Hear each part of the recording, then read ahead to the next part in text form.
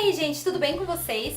Hoje eu vim falar um pouquinho sobre cada um dos 4 livros que eu li no mês de setembro. Teve ficção científica, teve um terror, assim, um thriller, na verdade, teve HQ, enfim, gente, livros muito, muito bons, fica vendo.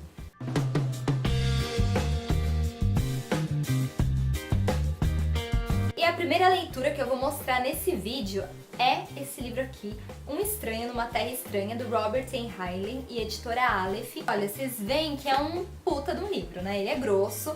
Eu comecei a ler, na verdade, em agosto. Eu li quase metade em agosto e terminei em setembro. Gente, ficção científica, claro, e eu sou apaixonada por essa capa. Ela tem tudo a ver com a história, não só com a história em si, mas com a atmosfera desse livro. Ele conta a história do Valentine Michael Smith, Mike, né, como as pessoas costumam chamar ele no livro. Ele é um homem, né, um ser humano, só que ele nasceu em Marte, ele foi criado por marcianos. Depois, quando ele já é adulto, ele é trazido aqui pra Terra e aí começa a jornada do Mike. A Terra pra ele é um planeta desconhecido, os seres humanos pra ele são desconhecidos. Os costumes, os hábitos, a maneira mesmo de enxergar a vida, tudo pra ele é novo, ele tenta absorver a maneira como os seres humanos vivem, enfim, e ao mesmo tempo ele passa um pouco da experiência dele, um pouco da visão mesmo dele de vida, né? Esse livro, gente, ele é genial e foi literalmente um ícone da contracultura nos anos 60. Foi publicado pela primeira vez em 1961 e logo virou um fenômeno, foi muito abraçado por comunidades hippies da época. Ele fala muito sobre amor livre aqui nesse livro. Ele também trata com ironia a parte religiosa, sabe? As crenças dos seres humanos, enfim. Acontecem coisas muito surpreendentes que a gente não imagina de verdade. Foi um livro que me segurou muito do início até o final. Vem também com os extras no final do livro que contam um pouquinho mais sobre o momento, né, assim, que a história em que o livro, né, foi publicado. Fala um pouquinho também das simbologias, enfim, de alguns significados que o autor quis colocar nesse livro. Apesar dele tratar, assim, alguns temas com uma visão muito, assim, pra frente, sabe? Ainda assim, a gente percebe muitas coisas que são um pouquinho antiquada, sabe? Na parte que fala sobre o papel da mulher, sobre o comportamento mesmo da mulher, a questão do amor também, tipo, vamos falar sobre amor livre, vamos falar sobre amor livre. Mas não é tão livre assim, né? Já saiu resenha dele lá no blog, eu vou deixar o link aqui nos cards. Vale muito a pena, assim, por tudo, porque ele provoca uma reflexão, sabe? Eu gosto de livro assim, que coloca uma minhoquinha na cabeça da gente e faz essa minhoquinha ficar cutucando, sabe? Passeando ali pelo cérebro. E esse livro fez muito isso. A minha segunda leitura de setembro foi esse livro aqui, A Hipótese Humana, do Alberto Mussa, editora Record. E eu li o livro justamente pro Clube do Livro da Record. E, gente, esse livro foi uma surpresa que vocês não têm noção do tamanho da surpresa, assim, sério. Eu li ele na livraria numa única sentada, sabe, sendo muito honesta. Sensacional e começando pela narrativa, mas antes de eu começar a elogiar aqui o livro, eu vou explicar pra vocês um pouquinho do que se trata, né? Uma história de crime, né, uma história policial, só que ela se passa no Rio de Janeiro do século XIX. Então logo no começo a gente conhece a Domitila, que ela é filha do coronel Chico Eugênio, eles moram numa chácara e tudo mais, e aí ela é morta de um jeito super misterioso. E quem vai cuidar dessa investigação é o Tito Gualberto, que é primo dela. E na verdade ele esteve com ela, assim, no dia mesmo do crime, momentos antes, e ele escutou tiros vindos do quarto dela. Uma coisa super interessante desse livro é que ele faz parte, na verdade, de uma série de livros policiais, né? Que são avulsos. O autor chama essa série de compêndio mítico sobre o Rio de Janeiro, porque são romances que tentam contar a história do Rio de Janeiro através dos crimes, né? E é muito bacana como o autor é fiel à geografia, né, do Rio de Janeiro. Inclusive, no comecinho do livro tem um mapa, assim, da regiãozinha onde acontecem as coisas, né, aí no livro. Então a gente meio que vai seguindo os caminhos por onde os personagens andaram, e isso acaba sendo bastante importante no decorrer da trama. A narrativa desse livro é impecável, assim. E o narrador desse livro, ele é meio malicioso, sabe? Ele gosta muito de jogar com a gente que tá lendo e também jogar com a própria trama, com os personagens, então ele vai envolvendo a gente, sabe? É como se ele tivesse mesmo contando a história assim na nossa frente pra gente, numa conversa super descontraída. Ele tem um jeitinho malandro assim de contar, como se fosse Machado, sabe? Eu quero muito ler os outros livros desse compêndio, né, do Rio de Janeiro, do Alberto Mussa.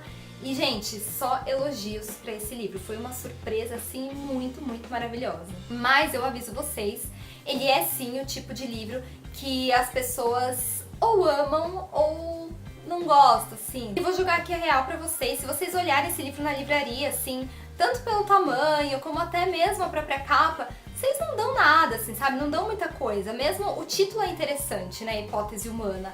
Mas mesmo assim, não é aquela coisa que você bate o olho e você tem vontade de pegar, folhear e, enfim, vou levar pela capa. Acho que isso não é uma hipótese, assim, muito plausível de acontecer com esse livro. Mas, gente, não se deixem levar pelas aparências. Daí a gente chegou no terceiro livro do mês de setembro, que vocês devem saber qual que é. É esse daqui, Piano Vermelho, do Josh Malerman, editora Intrínseca.